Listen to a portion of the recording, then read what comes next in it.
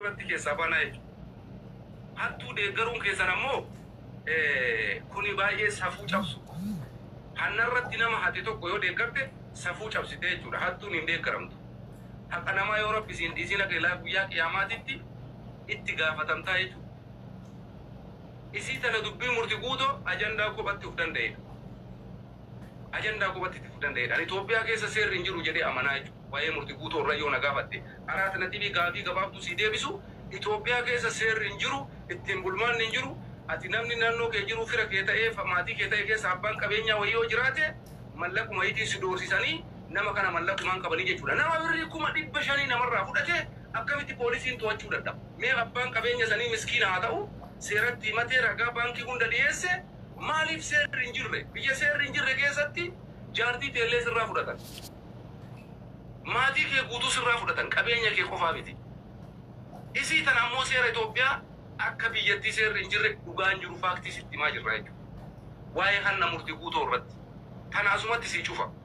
Ajandaa biraa ka amma ammoo ijoollee biyya keessaa deemtee karaa biyya Arabaa deemaa jirtu qabdanii akka waan lola geggeessitanii mishigii 1000 qottanii bollukaan ikaan diidanii waraana geggeessitanii qawwee qabatanii isiniin lolanii jilbiiffattanii loltanii rasaasa 1000 dhukaaftanii boojitanii fakkeessitanii ijoollee miskiina dararaa jirtan kun ammoo gaarii miti kunillee. Waan ati dalaytu anis dalaguu hin danda'a. Waan irra ijoolleen keessan godhaa jirtu kana ijoolleen arsiillee godhuu hin dandeessi. Faaktii jiru sittiin himaan. Sababiin isaa isinis har'a mishigii qotattanii loltanii osoo hin taane miskiina karaa deemu qabdanii garaa gubbarra dhaabattanii qawwee itti qabdaniiti malee lafa qottee boolla qottee isaa massaraa harkaa qabutti dhukaasteetii miti. Ka hinjifatte karaa deemaa miskiina ka waan nyaatu hin qabne ka waan dhugu hin qabne ka badii takka hin qabne ka karaa deemaa jiru qabdee nuti gootota nuti jegnoota akka nama mishigii wayii cabsee yookaan gootota wayii xayyaara wayii gadi buuse nama meeshaa waraanaa qabatee lolaa jiru wayii adamsee qabeetitti miskiina karaa deemu ka waan nyaatu dhugu hin qabne rakkinni ati miidiyaa irraa ooftu kanaayyuu ka quba hin qabne nama akkanaa kana qabdee nuti gootota nuti jegnoota kottaa warri Arsii jegnummaa miti kun looyinummaadha. Jegnummaan akkasiin jiru. Jegna jechuun nama qawwee qabatee siillolee qawwee qabattee loltaan nama karaa deemu qabdee nama nagaa gosateettu tana ittee nama dararuun jegnummaa miti. Har'a miskiinni Harargeellee ka karaa deemu guuteera. Saudi Arabiyaa kana keessa. Akka Sumaalee irraa ka'e osoo ijoollee Arsii bira hin gahin namni Saudi Arabiyaa seenu hin jiru. Gara kamittuyyuu ijoollee Arsii bira dhaquu hin danda'a.